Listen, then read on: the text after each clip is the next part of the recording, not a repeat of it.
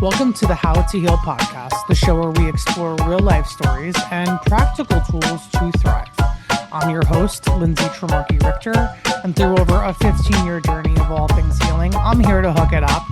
If you're feeling overwhelmed, looking for a deeper connection, or straight up in a psycho-spiritual crisis, I got you covered. Let's unearth your unique elixir to purpose, peace, and progress. Here we go. Guys, I am so excited to record this episode, not because it's anything special, but because I'm alive on this earth, in my body, at this time, with the liberty to share my voice and share my authentic truth and passion project that I've been working on and studying for the last 15, 20 years. So here I am. Welcome. If you're new, welcome. If you're returning, thank you. Thank you and welcome back. So today we're talking about mental energetics, in that category of mental energetics, and we're talking about coming back to the mind. Really, I think that the mind is the driver. So when you think about all of your faculties, your physical, mental, emotional, spiritual pillars, the mental is like as a stick shift, like a manual car. The mental category is the driver, the driving force to make decisions, to pull the trigger, listen to all of the opinions, shift into gear when it's appropriate, pull back when it's appropriate. Because ultimately, we are living a human experience on Earth. We deal with physical ramifications of our actions. So we can't be living in a completely spiritual body or a completely emotional body. That will get us into trouble. I told a story back when about getting scammed by this like psychic scammer. And I literally was only listening to my spiritual body. At the time, which mind boggled my husband, but at the time I was a high powered executive who was like, how could this happen to you? And it was because I was only listening to my spiritual body. There can be a lot of empowerment when we start exercising our spiritual muscle and being able to take guidance and listen, but we're living in a physical world. So we really have to use decision making. So we know what is appropriate and what is not. We can take risks and gambles when it comes to what we're thinking, feeling, experiencing on all the levels and have a bigger picture in mind that, and many times not everyone will understand. So when we're living in our truth and we're really just taking the reins of our own horse and riding into the sunset or into wherever you want to go, we are making decisions that not everybody will understand because not everybody will have the information that we have. Not everybody can see the things the way we see them. So we really have to empower ourselves using our mental bodies to make appropriate decisions and to make strong, grounded, smart, and intuitive decisions. The brain is not opposite the heart. They work together. The emotions are not opposite than thinking. They work together, right? I talked about the body. The body is literally the vessel. Everything starts from the body, but the mind is driving the ship. The mind should be driving the ship. I'm going to say it again. The mind should be driving the ship because many times we are not able to listen to our heart because, as I mentioned in the previous episode about intuitive eating, why is intuitive eating so hard? It's because we've ingested so much junk that our equilibrium is off and we can't tell what's good and what's not good for us. So many times when we've not addressed our emotions and we have these big feelings, those emotions are going to run us into problems. So ultimately, yes, we want to listen to our heart. And many times our heart is just a quiet whisper, but we have to use our mind to say, okay, now is the time I can listen to my heart. Now is the time I can integrate the spiritual principles I know. Now is the time I need rest. So the mental body is literally the driver of the manual car that is going to propel you towards your greatest life. The mental body is the driver of the vehicle. And in the vehicle, you have the gas, you have the music, you have the blinkers, you have the engine, all the things. And we need to be able to logically employ each of those pillars that we talk about in this podcast. That's just like the general umbrella of the mental faculties of how we use our mental body to really empower ourselves. But I want to talk about the mental load that we are currently carrying in this day and age and how it really needs a break. What I watched was that we're meant to live in villages of like 150 people that are remote and not have any access to news. I don't know who comes up with this. It's like, yeah, okay, like, yeah, that's ideal.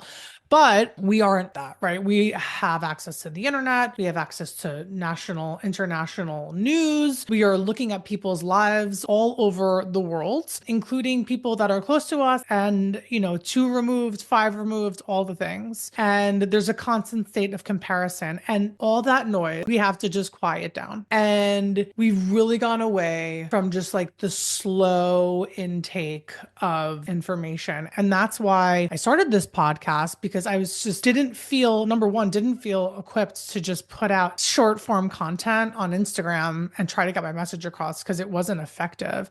And number 2, I want to talk to people who want to listen to what I'm saying in a meaningful way. So that's why this is my outlet. But I would say we even need longer form intake. And that looks like reading a book or doing a puzzle or sewing. My daughter just had her first birthday on Saturday, and I ordered a 12 to 18 month jumpsuit, and it was too big. And I hemmed the jumpsuit, the arm, the legs, and it was really an opportunity for me to create something in a super slow, mindful way where I wasn't in a rush because I couldn't be. I needed to get it done properly, and it felt liberating. And I think so many times we're looking for so much information to consume so quickly to get the biggest bang for our buck. But like our bodies, energetic bodies, know that the slow intake of information is allowing us to integrate and digest multiple facets of information coming in that are necessary for us to be able to listen to our heart's voice. So when we mentally slow down, we are able to tune in to our emotion and process them on the spot, and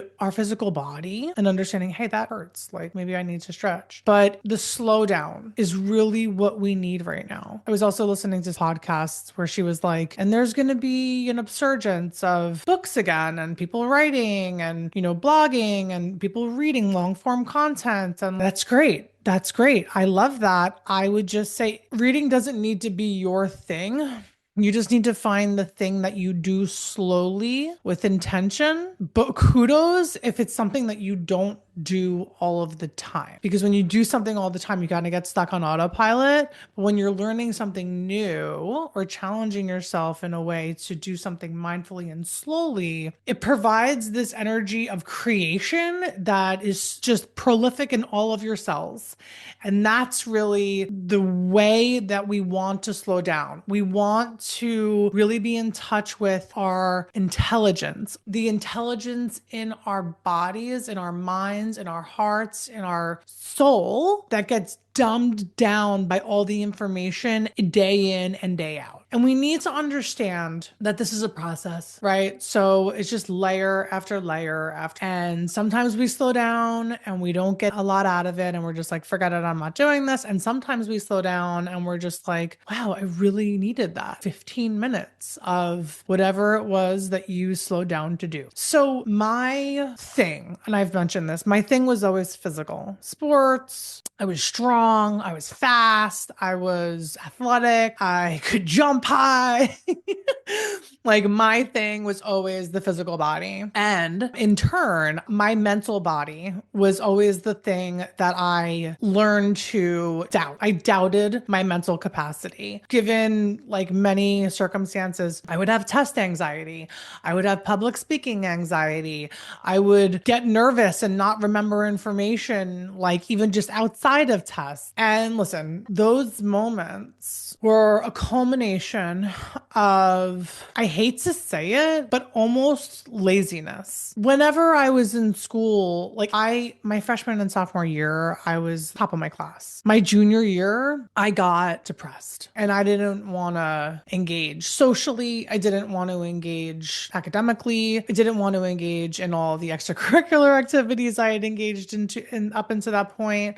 In student government, I didn't care. And that apathy really took a hit on the confidence in myself to mentally show up for things. And I would say even it happened before them because I remember just being younger and having to read in front of the class and was just like awkward about reading in front of the class. I didn't have confidence. But the reason I tell you this story is because I went to graduate school for real estate development and I had to public speak and learn something that candidly I didn't give a shit about. So like I really had to walk that walk of confidence and, faking it till you make it. I think that my ability to get to the point that I got to was from creating a resiliency through consistency of doing the things that I needed to do to build my confidence in my mental capability. And that looked like recording myself speaking, asking myself questions, writing down the answers, speaking the answers, recording it, watching it, organization systems, looking at how my emails were organized, looking at how my folders on my laptop were organized, really owning all of the information that I had. So I was organized in thought. And not everybody needs to do this. I know that. Like I had a friend who I would call my real estate encyclopedia because even though he like didn't necessarily have all the information, he spoke like he did, even if he was making it up. And listen,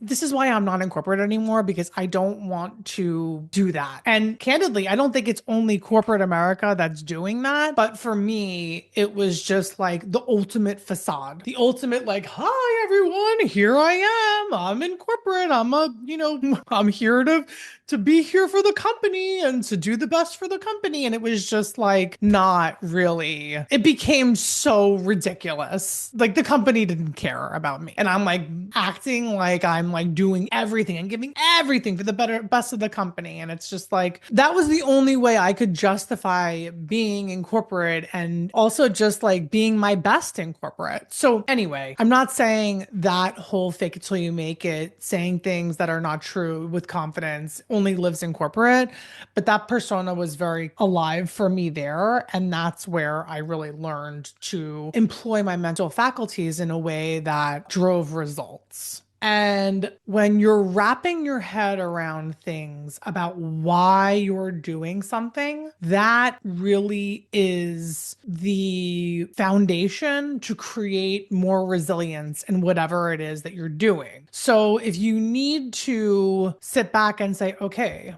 like, I really don't like this job I'm working in. But you step back and you write down and you're like, well, it's giving me money to support my family, or it's giving me money to do the things I love to do on the side. And I'm open energetically to experiencing new ways in this job to fulfill my life's purpose and to speak my authenticity, and I'm open to being surprised by how it could really be different. That is a conscious energy of going in a direction that is meaningful to you so that you can create more confidence to get that resiliency. Because I always say consistency around the things that create confidence is what creates creativity. I'm going to say that again. Consistency around the things that creates confidence gives you the liberty to become more creative in your way, in whatever way it is.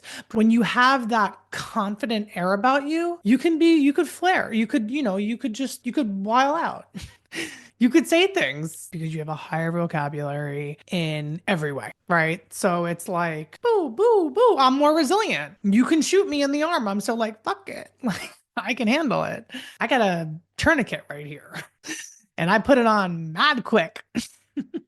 So like just being able to really get the consistency and the things that bring you confidence is what is going to give you the liberty to express your authentic creativity. And I'm just coming back to the mental body of it. That is really a mindset. Our mental energetics ultimately comes down to a mindset of leadership, a mindset of I am the boss, a mindset of I take no shit. I'm doing things because I know they're right for me. I was the queen of cutting corners, of like not cutting corners, but stretching limits. And like there are things that I just don't stretch. And then there are things that I do. And those things are completely personal to me and should be completely personal to you. You should not be looking to somebody and being like, oh, they come into work 10 minutes late, so I can come into work 10 minutes late. You should know why you're coming into work 10 minutes late and take accountability and like balance the checkbook. So it is a mindset. We have to have the mindset of I'm doing this because of X, Y, and Z. And I'm doing this in a way that I'm going to get this results by this time. And then I'm going to give myself a break, or then I'm going to focus on the next thing. Or this month, I'm focusing on this. It's all about mindset. And I think I'll do a episode on mindset. They're all different kinds of mindsets that you can have. I wrote a LinkedIn article about this like a couple of years ago. So I'll pull that out and see what I got there. But like mindset is the ultimate leadership tool to have to employ all of the gifts at your disposal: physical, mental, emotional, spiritual. And when we forget who we are and we don't have confidence in our mental capability, we're not able to drive the ship as effectively as we normally would be able to. So again, I'm going to leave you with this: consistency in the things that bring you confidence lends to your ultimate forms of creativity. I love you guys. Have a good week, and I will talk to you Wednesday.